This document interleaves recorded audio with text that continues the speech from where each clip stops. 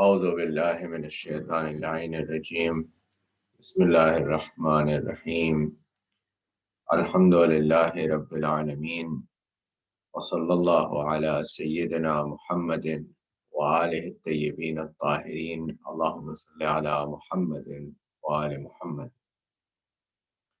Welcome to our 10th discussion on the Tafsir of Surah Naml. We had reached in our previous discussion on the story of Prophet Salih, and today inshallah we're coming to verse 54 onwards, which is dealing with the fifth prophet of Allah who has been mentioned in this holy surah. So let's read the verses inshallah, and then we'll mention the translation and the tafsir of these verses.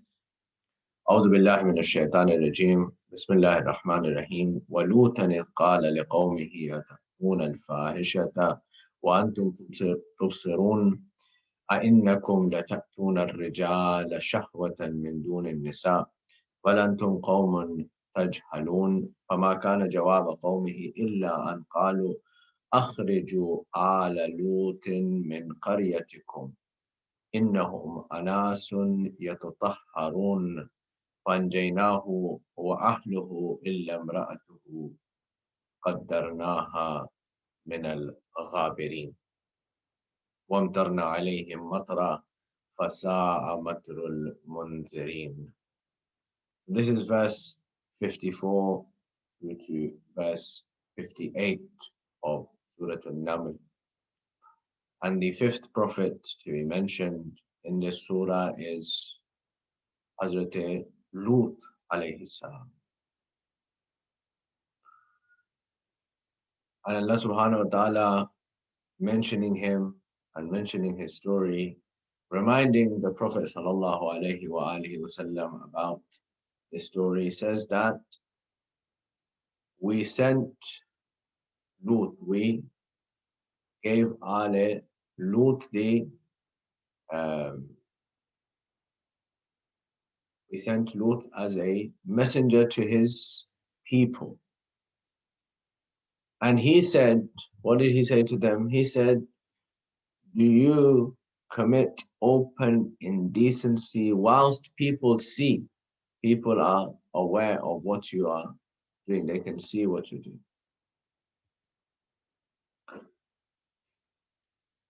And even though he points out their wrongdoing, their mistake, their error, their indecency, and says that you are people who act with ignorance, the answer of those people is nothing other than they say to him that turn out or remove, exile the people of Lut and his followers from your town. They are a people who would keep pure. So when obviously they do this and they say this, Allah subhanahu wa ta'ala says that we saved him and his followers except for his wife, and she was the one who was left behind, and we rained on them a rain, and evil was that rain for those people who had already been warned of the punishment that was coming. So now here there's a very important discussion that is with regards to Hazrat Lut and his people and his community, his society, and how did he deal with this challenge, and what did he do, what did he preach, and how is that relevant to our times? So Quran Kareem, first of all, in this discussion brief about Hazrat Lut, refers or points us to the phenomenon of lust. And it tells us that no, that any kind of lust will lead you towards destruction and misguidance.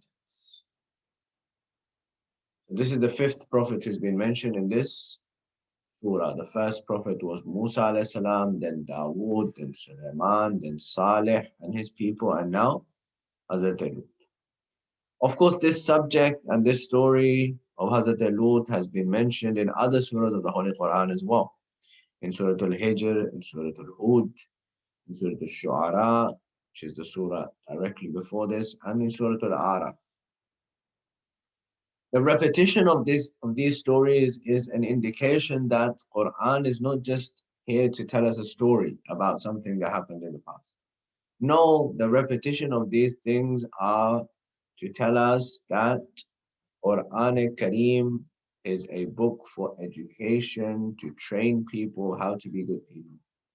And therefore, in certain educational themes, people know that there are certain things which need to be repeated again and again in order for people to be reminded of it and to understand it from different kinds of dimensions.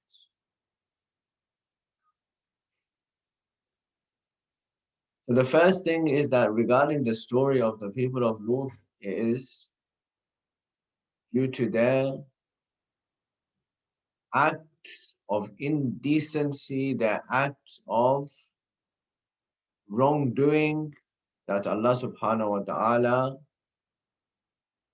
sent down their punishment on them because they were drowned in their lust. And not only did they used to engage in their lusts, which was an act which is taking them towards destruction, but they used to force others to do it, and they used to forcibly do it with other people who were travelers merely just passing through their town and passing through their lands. And of course, the punishment is of the action of a person doing something outside of the fold of marriage, where Islam's emphasis is on the fulfilling of the lust and desires in a halal, controlled manner, and that is, of course, through the institution of marriage. And any kind of lust which is fulfilled by a person outside of marriage is one that is not approved of by Allah subhanahu wa ta'ala or Quran. So the Prophet came and told them that this is an open indecency. Of course, in this case, it's referring to the open indecency of carrying out acts of lust with people from the same gender. When Allah subhanahu wa ta'ala says, وَأَنْتُمْ تُبْصِرُونَ, and while you see, it refers to the fact that this is something that everybody knows about. It is a prevalent thing in that society. And they observe that the society has become polluted. Even their children were not safe from these kinds of behaviors. Then in the next verse, Allah subhanahu wa ta'ala makes it clear and manifest that you approach the men lustfully instead of women. And this is the reason behind this. Allah subhanahu wa ta'ala said, is of due to your ignorance. And this is the ignorance to Allah, the ignorance to the purpose of creation, the laws of creation, and the ignorance of the evil effects of this kind of action. Because if a person contemplates, they would understand the ignorance behind such an evil act. And of course, they have no response or justification in the face of their evil deed and their action.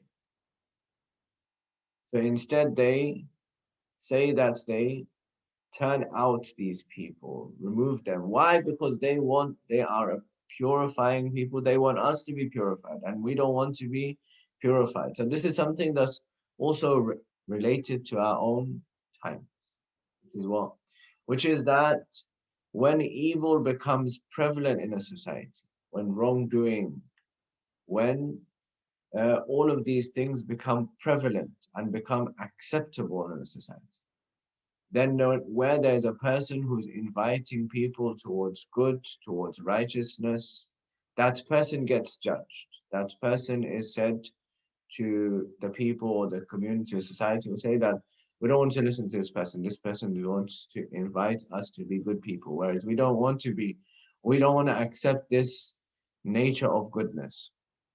We are happy with our acts of evil and our acts of wrongdoing. We saw this in history in many times during the time of Ayyuma alayhi salatu salam, where somebody like Yazid becomes the ruler and people accept it, where somebody like Yazid carries out heinous acts of killing the grandson of the Prophet and ransacking Medina, Makkah, destroying Kaaba, all of these things, and people accept it. They remain silent. And similarly, later on, we see this kind of destruction and evil happening in the name of Islam, even up to the present day. We see societies which have become prevalent with evil and wrongdoing, and they consider that evil and wrongdoing to be correct and right and not something that needs to be fixed or changed.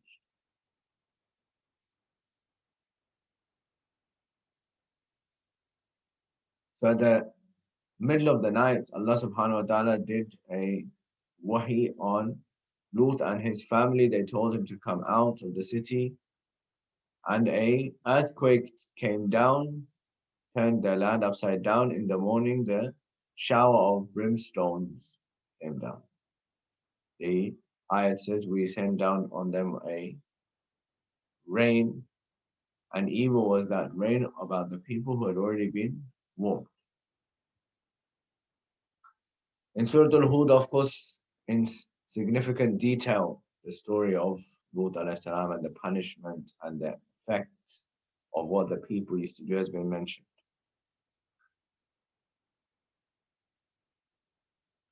But there is one point that we should mention here, that since these actions are ones which disturb the spiritual and social order of the society,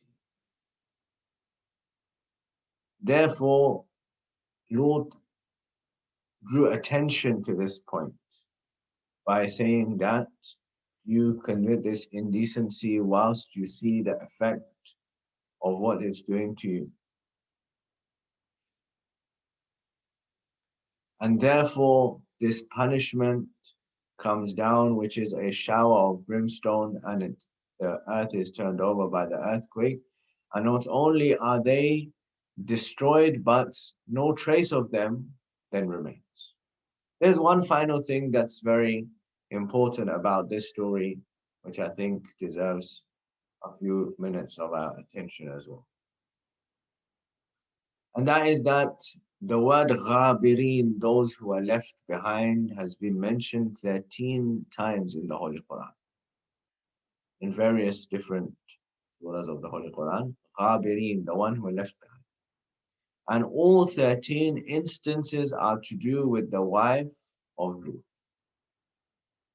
In this regard, there's a very interesting point for us to recall and remember at this juncture of the Tafsir. The first thing, which of course that we all should remind ourselves of all the time, is that being related to a prophet, whether that relationship is the relationship of blood or is the relationship of marriage, will not help a person if they themselves are not a good person.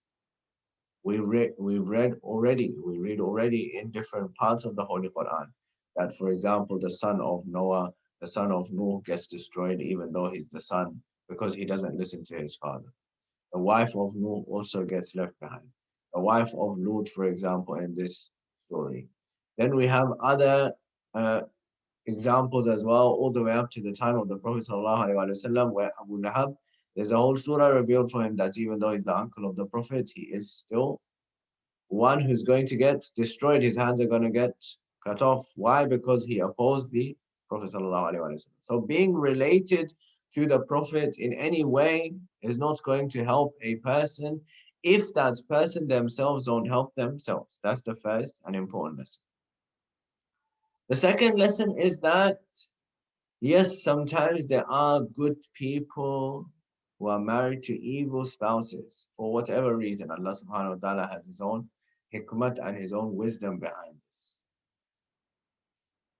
We have a story that's attributed to one of the prophets who also had a wife who was not a believer, whether it's Prophet Lut or perhaps another prophet. And somebody came to see that prophet, and he was working in the fields, and this person came, inquired. So his wife said, yes, that crazy man, alayhi billah, is over there. So when he came and he spoke to the prophet, he asked that I was coming here and I saw that there's a lady there, and she's the one who told me that that crazy man is over there. So who is that lady? That prophet says that that is my wife, that's my spouse. So he asks, he says that, doesn't it become difficult for you? You are preaching the message of God, you are preaching the message of truth, and your own spouse doesn't believe in you. She calls you crazy, she says these things about you. So that's prophet, and this is an important lesson for us to reflect on how a person should look for positivity in everything in their lives. So that prophet says, what does he reply? He doesn't complain and say, yes, I have a very bad spouse. No, he says, isn't it a blessing from Allah subhanahu wa ta'ala that He made my enemy my subordinate?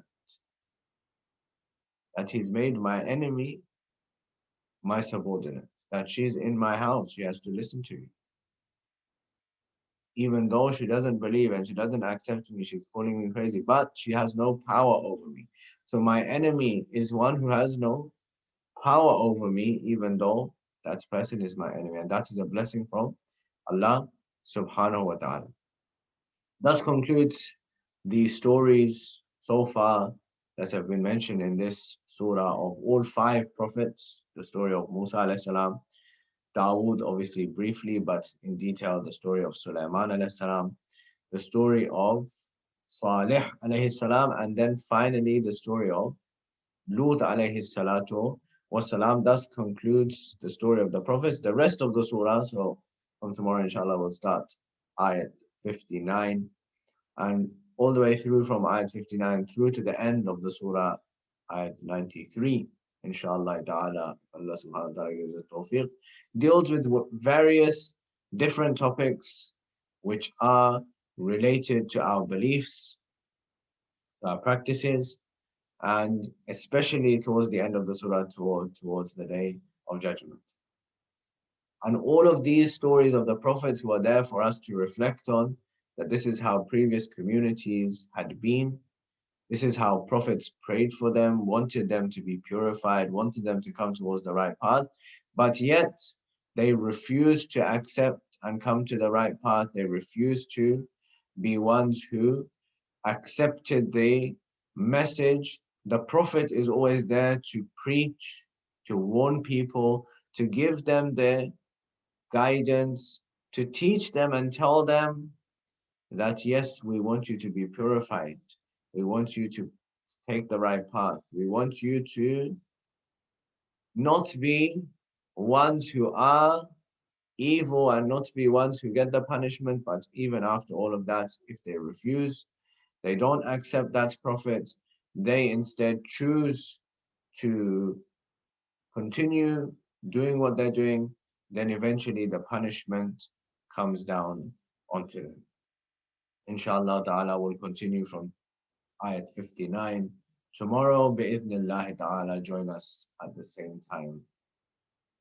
Wassalamu alaikum wa rahmatullahi wa barakatuh.